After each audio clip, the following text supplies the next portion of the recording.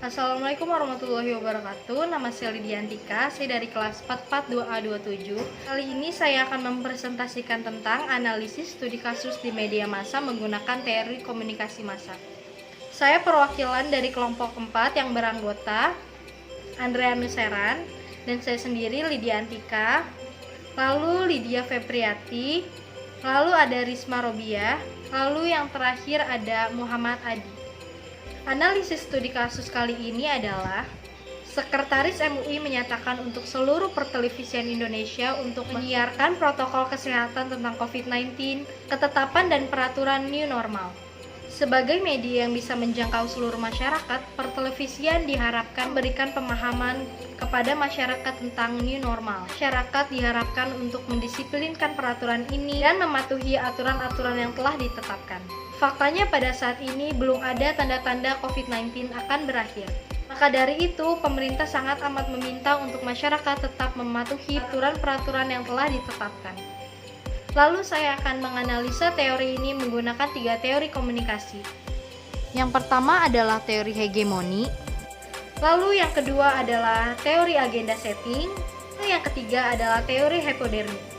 Teori hegemoni adalah pengaruh kepemimpinan, dominasi, dan kekuasaan. Konsep hegemoni berfungsi untuk menyaksikan atau menampilkan usaha dalam mempertahankan kekuasaan oleh pihak penguasa.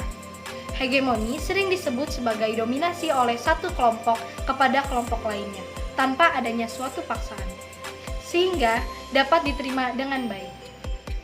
Dalam studi kasus ini, pemerintah Indonesia yang mendominasi penayangan kasus COVID-19, serta memiliki wewenang untuk membuat peraturan baru yang wajib ditaati oleh masyarakat Indonesia.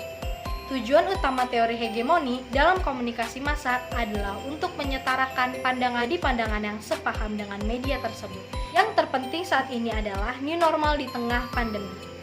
Materi selanjutnya adalah materi agenda setting yang akan dijelaskan oleh Adrian Nuseran.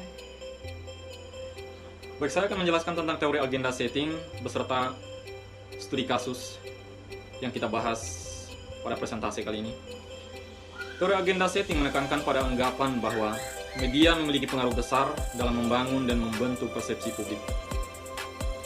Peran media dalam membangun persepsi publik secara langsung berhubungan dengan terbentuknya opini publik.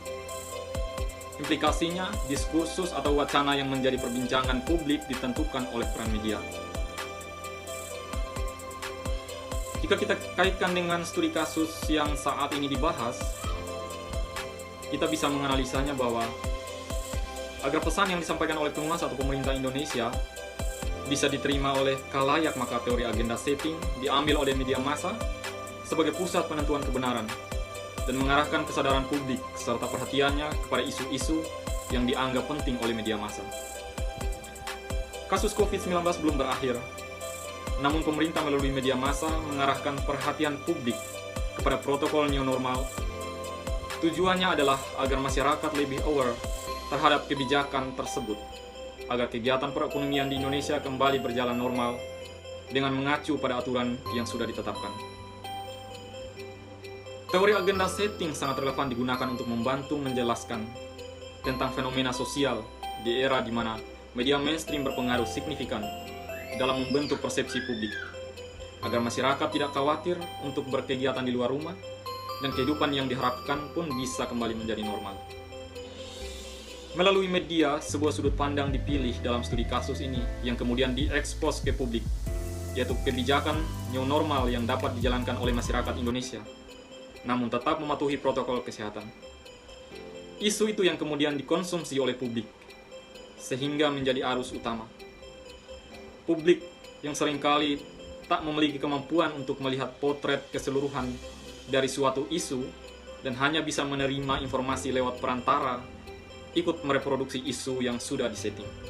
Baik, materi selanjutnya akan dijelaskan oleh Muhammad Adi Nugroho dengan teori jarum hipodermik. Ini menganggap bahwa media massa memiliki kekuatan sehingga informasi yang disampaikan oleh media massa tidak mampu dibendung oleh khalayak. Kekuatan media massa yang begitu besar menyebabkan teori ini disebut sebagai teori peluru, yang mana informasi yang disampaikan langsung menembus kepada khalayak, sehingga khalayak terhipnotis dengan informasi yang disampaikan. Teori ini menganggap bahwa media massa mempunyai kekuatan yang besar untuk mempengaruhi khalayak. Selanjutnya yaitu analisis menggunakan teori jarum hipodermik. Dalam studi kasus ini, pesan yang digambarkan seperti sebuah peluru ajaib yang memasuki pikiran khalayak dan menyuntikkan beberapa pesan khusus, yaitu dengan menerapkan peraturan new normal protokol. Teori ini menjelaskan bagaimana media mengontrol apa yang khalayak lihat dan apa yang khalayak dengar. Mengenai kasus COVID-19 yang kian justru bertambah pesat, namun harus melakukan aktivitas agar tetap produktif. Menurut teori ini, efektif media terhadap khalayak massa bersifat langsung oleh masyarakat yang mungkin saja memiliki rasa khawatir dalam berkegiatan karena COVID-19. Sehingga media menayangkan new normal protokol sebagai antisipasi dalam pencegahan pandemi saat ini. Lalu, kesimpulan dari semuanya adalah, dalam studi kasus ini dapat disimpulkan bahwa kekuasaan dalam penyampaian berita pada media massa itu sangat penting, terutama pada kepentingan negara saat situasi pandemi ini.